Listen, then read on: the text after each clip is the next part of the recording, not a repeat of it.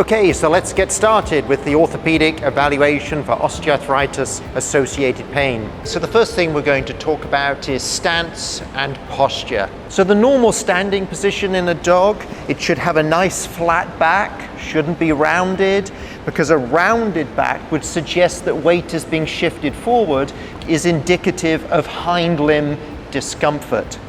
The mani should be placed directly under the shoulder joint, and the pes should be positioned a little bit caudal to the line of the hip joint. And as dogs are standing, they should not be lifting the limb up and down. That would suggest that there may be discomfort somewhere in that limb. So one thing I like to do is observe the standing from the sitting position and how a dog then attains the sitting position. You'll see there that rise to the standing position was very smooth and powerful, and back to the sitting position with the limbs placed equally either side of the body, a nice square sitting position. And then you see that smooth return to the standing position. Lovely sitting position, and then coming to the standing position in a very easy way.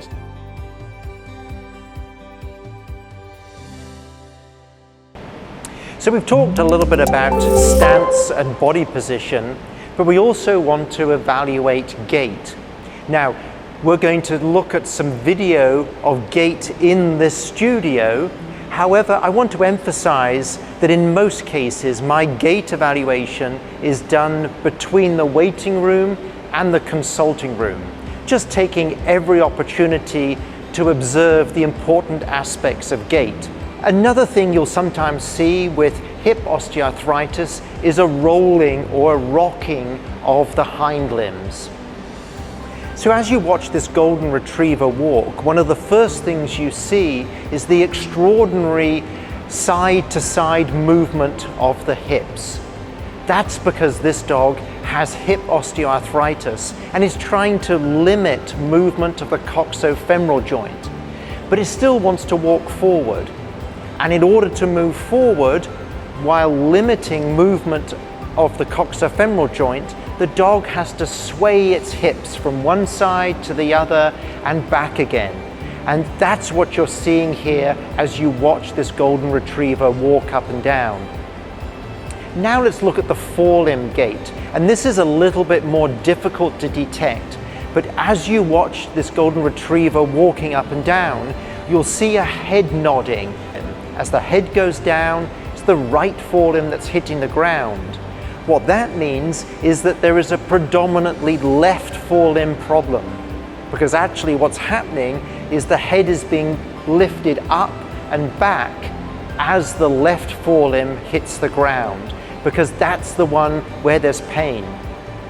And what we'll see later on during the examination is that we do indeed find left elbow pain and bilateral hip pain in this dog.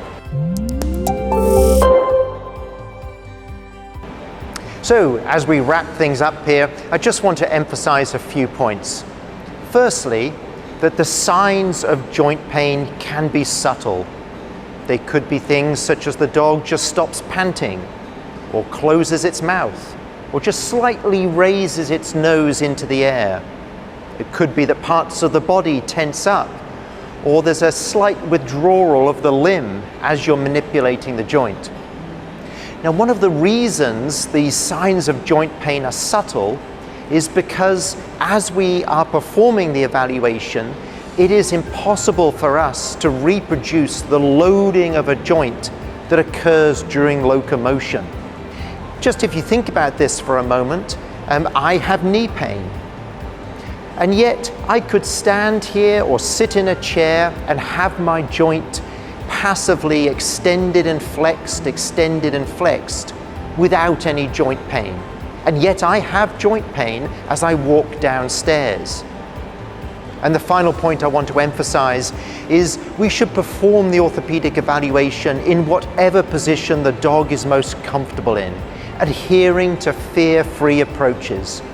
We should be performing the orthopedic evaluation wherever the dog is comfortable. We should meet them on their terms. And that will allow us to get much more information out of the evaluation. Thank you for joining me, and good luck with your orthopedic evaluations for osteoarthritis-associated pain.